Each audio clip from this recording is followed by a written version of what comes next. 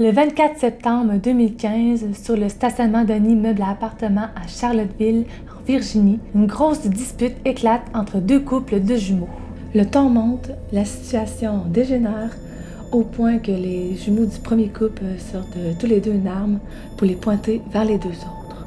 Amour, maladie, tromperie, mensonge, tous les éléments étaient pourtant réunis pour que cette histoire se termine en tragédie.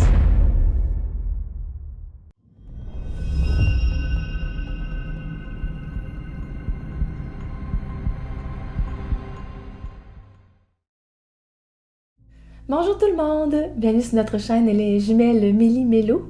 Avant de commencer la vidéo d'aujourd'hui, je tenais à m'excuser auprès de vous pour ma voix. Je suis en fin de grippe présentement et j'ai la voix un petit peu rauque, alors désolée. Aujourd'hui, on a décidé de vous parler d'une histoire qui nous a beaucoup troublés, Mélo et moi. Parce qu'elle touche non pas un, mais deux couples de jumeaux, et aussi parce que tout ce drame tourne autour d'une seule femme. Découvrez donc avec nous l'histoire de Ron et Tron Jasper, ainsi que celle de Jarrod et Rashan Reed.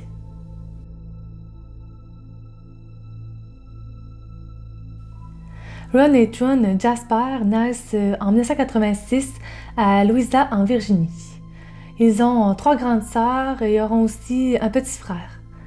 Ron est le plus tranquille des deux jumeaux et Tron est le plus meneur et très protecteur de son frère plus sensible. Au début, tout va bien, les jumeaux grandissent normalement. Ils ont de bonnes notes à l'école, mais tout est sur le point de basculer. Comme les Jasper n'ont pas beaucoup d'argent et ont une famille nombreuse, les jumeaux qui sont devenus adolescents vont prendre un emploi étudiant dans un magasin $1. Et malheureusement, à cause de ça, leurs notes scolaires vont commencer à baisser. Aussi, Ron fait la connaissance d'une jeune adolescente. Nous ne connaissons pas son vrai nom, alors nous l'appellerons Nia, comme dans l'épisode des Jumeaux diaboliques. Nia n'est pas non plus insensible au charme de Ron, et tous les deux vont commencer à se fréquenter et à se voir après les cours. Au départ, Tron ne voit pas cette relation d'un bon œil. De un, parce qu'il voit de moins en moins souvent son frère, et aussi parce qu'il ne fait pas vraiment confiance en Nia. Il a peur qu'elle brise le cœur de Ron et il sait que son frère est beaucoup plus sensible que lui. Et donc, il la garde un peu à l'œil, mais avec le temps, Nia se montre très gentille et très attentionnée et il baisse un peu plus sa garde. Ron, de son côté, est très accaparé par son travail étudiant et par sa vie amoureuse avec Nia. Et il décide de laisser tomber l'école car il a de moins en moins de temps pour étudier. John décide de faire la même chose et les deux se concentrent sur leur travail.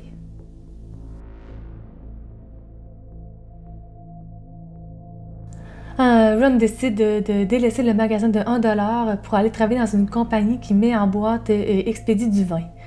On est maintenant en 2005. Ron a 19 ans et il commence à se sentir de plus en plus fatigué et ressent parfois des malaises. Il se rend alors à l'hôpital et on lui apprend qu'il a un trouble rénal, que ses reins ne fonctionnent plus correctement. Tron passe les mêmes examens et découvre lui aussi qu'il a la même maladie rénale, mais à un stade moins avancé que Ron. Il ne peut malheureusement pas donner de rein à son jumeau.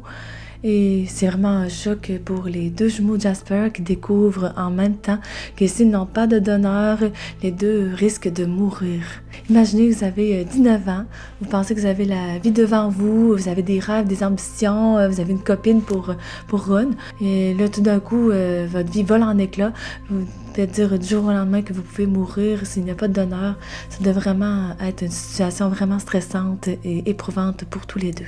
Ron et Tron vont s'entraider et se soutenir dans la maladie, mais c'est sûr que c'est Ron qui est le plus atteint et il va arriver qu'il va passer plusieurs journées au lit dû à une immense fatigue. Et durant ces journées-là, il va ruminer, il va broyer du noir. Il va se demander où est sa copine, où est Nia, ce qu'elle fait et avec qui elle est. Même si Nia lui démontre qu'elle l'aime, qu'elle l'aide du mieux qu'elle le peut et qu'elle passe le voir après ses cours au collège, Ron a quand même peur qu'elle l'abandonne, qu'elle le quitte et qu'elle se trouve quelqu'un d'autre.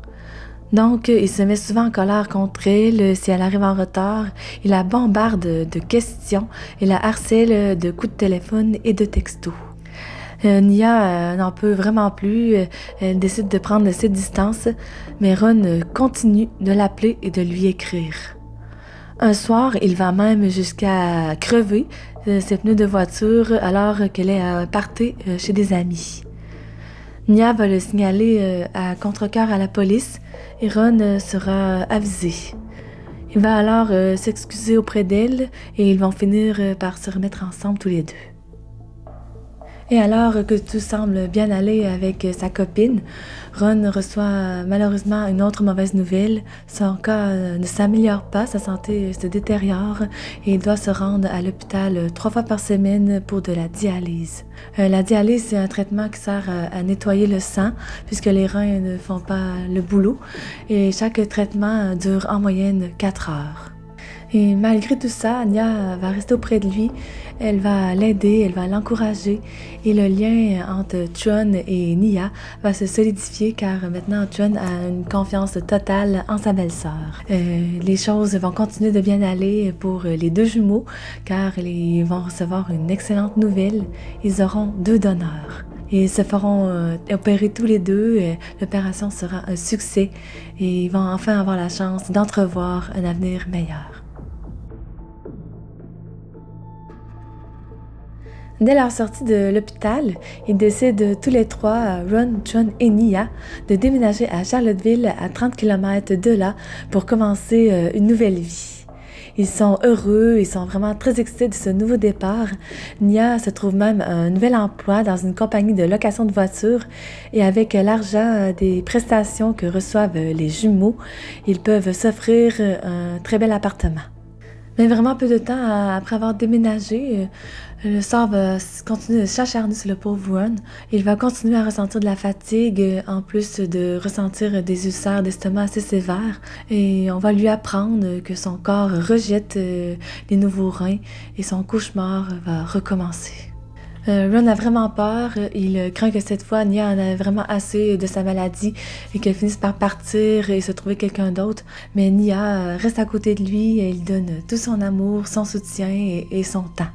Ron est vraiment convaincu, Nia est la femme de sa vie et il n'hésite pas une seconde à la demander en mariage.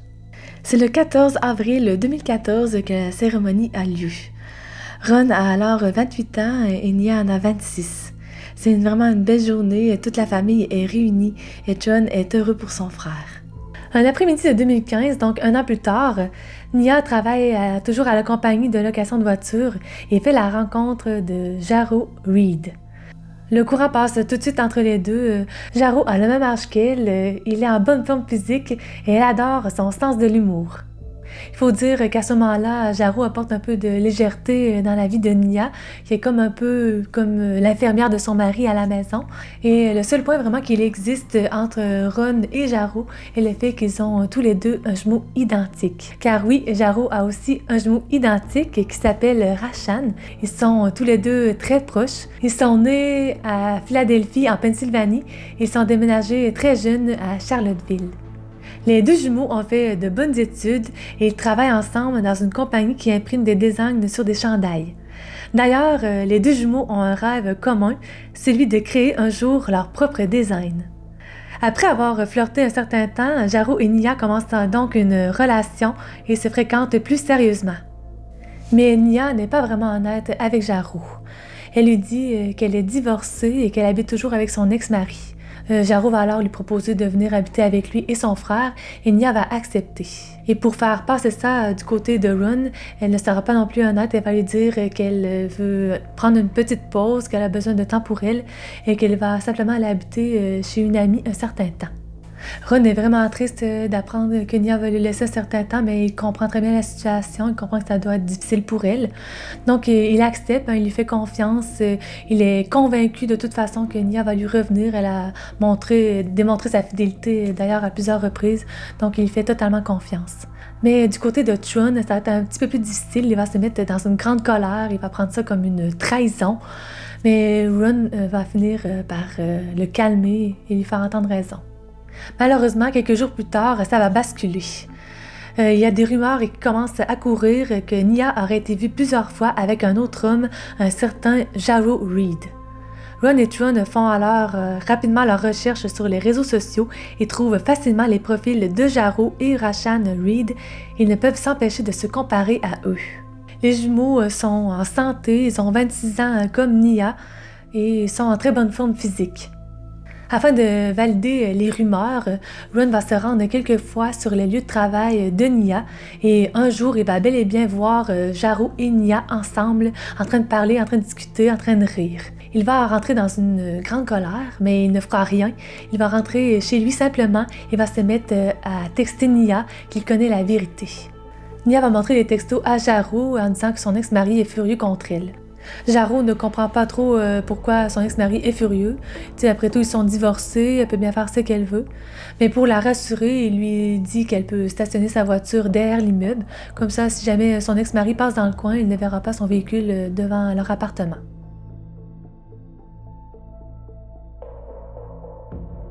Mais le 24 septembre 2015, pour on ne sait quelle raison, Nia va garer sa voiture devant l'immeuble et ce ne sera pas Ron qui va passer devant l'immeuble, mais ce sera son jumeau Tron.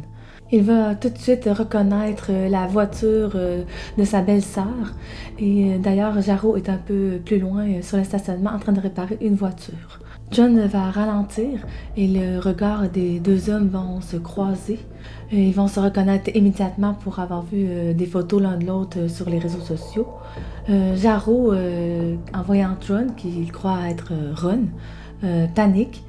Et c'est maintenant que Ron sait où ils habitent avec Nia. Et même si la voiture s'éloigne petit à petit, son instinct lui dit qu'il va revenir. Il se précipite alors dans l'appartement pour chercher l'aide de son frère et avant de sortir, il crie à Nia de rester à l'intérieur et de les attendre. Et en effet, ils ont à peine le temps de sortir de l'immeuble que la voiture de Tron et Ron surgit sur le stationnement de Cavalier Crossing. Une dispute éclate alors sur le stationnement. On crie, le ton monte, tout le monde parle en même temps. Et dans un geste pour faire la paix, les jumeaux Reed vont avancer vers Ron et Tron, qui eux vont plutôt prendre ça comme une menace et vont sortir chacun une arme qui vont pointer vers les deux autres jumeaux. Jarreau et Rashaan vont vraiment avoir peur, ils vont lever les mains et vont reculer d'un pas en arrière. Un voisin qui habite au rez-de-chaussée va attendre la dispute et va avoir la présence d'esprit de filmer la scène avec son téléphone. Et ça va être très pratique, vous allez voir, pour la suite des choses. Et c'est à ce moment-là que Nia sort de l'immeuble et accourt vers les quatre hommes. Et au lieu de calmer la situation, malheureusement, ça va que l'envenimer. En effet, Ron est encore plus furieux de constater que Nia n'habite pas vraiment avec sa copine comme elle l'avait dit, mais qu'elle habite bel et bien avec les jumeaux Reed. Alors que l'attention de Ron et Tron est attirée vers Nia, Jarreau va en profiter pour se placer doucement devant son frère pour le protéger, car après tout, c'est lui qui sort avec Nia et c'est pas son jumeau. Mais ce qu'il sait pas, c'est que Rashaan, lui aussi, veut protéger son frère et il sort de sa poche un petit canif. Mais malheureusement, Ron et Tron vont le voir et ça va encore plus envenimer les choses, les cris vont reprendre de plus belle et même un coup de feu va retentir. Jarreau est sûr que c'est lui qui a été touché, mais en s'examinant, il voit qu'il n'a rien. Il va se tourner instinctivement vers son frère et il va le trouver étendu sur le sol, une balle en pleine figure. Il saigne vraiment beaucoup, mais il est encore vivant. Nia et Jarreau vont alors se dépêcher de l'emmener à l'intérieur. Et là, Ron et Tron vont faire quelque chose de vraiment inattendu. Ils vont composer le 911. Ron et Tron, eux, sont emmenés au poste de police et ils racontent tous les deux la même version. Rashaan a sorti un couteau et ils se sont sentis menacés. Ils racontent aux policiers que leur santé est fragile et qu'ils auraient pu mourir de ce simple coup de couteau. C'est donc, de leur point de vue, de la légitime défense. Mais rappelez-vous que la scène a été filmée par un voisin de l'immeuble et cette vidéo va démentir leur version. On les voit en effet pointer leur fusil sur les jumeaux Jarreau et Rashaan alors qu'eux n'ont rien dans les mains. D'ailleurs, lorsque Rashaan sort un petit canif de sa poche, il était encore très loin de Ron et Tron. Il ne faisait aucun pas vers eux pour les attaquer. Il n'était donc pas une menace. Ron et Tron Jasper sont détenus en prison en attendant leur procès. Le 20 octobre 2015, après avoir passé à peu près un mois à l'hôpital, Rashaan succombe à sa blessure. Il n'avait que 26 ans. Jarrod est dévasté et se sent coupable de la mort de son frère parce que c'est à cause de sa relation avec Nia que tout ça s'est passé. Et même encore aujourd'hui, un de ses amis dit que Jarrod vit encore avec cette culpabilité.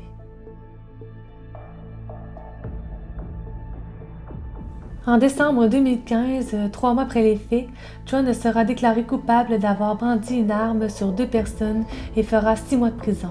En juin 2016, Ron, lui, plaidera de nouveau la légitime défense. Il dira qu'il est désolé, qu'il aimerait revenir en arrière et effacer son geste. Il sera tout de même reconnu coupable et sera condamné à 26 ans de prison. Pour ce qui est de Nia, elle aurait apparemment quitté Jarrod et attendrait impatiemment la sortie de Ron de prison pour pouvoir revivre avec lui.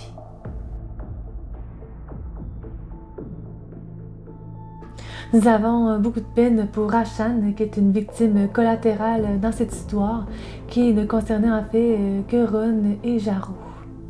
Nous avons aussi une pensée pour Jarrod, évidemment, qui doit maintenant apprendre à vivre sans son jumeau. Toute cette histoire avec Nia lui a vraiment coûté cher. Et on espère en tout cas qu'un jour il sera capable de se reconstruire et qu'il soit capable de retrouver une certaine joie de vivre. Personnellement, dans ce genre de situation, on trouve qu'il est important d'être honnête. L'histoire se serait sûrement terminée différemment si Nia l'avait été. Et bref, dites-nous ce que vous en pensez. Peut-être que l'histoire se serait terminée quand même de cette façon si Nia avait divorcé de Ron. Peut-être que la jalousie et la colère auraient fait que ça se serait terminé quand même pareil. En tout cas, dites-nous ce que vous en pensez dans les commentaires. On est bien curieuse de vous lire. Et sur ce, bien, portez-vous bien. Et on se voit dans une prochaine vidéo. Bye!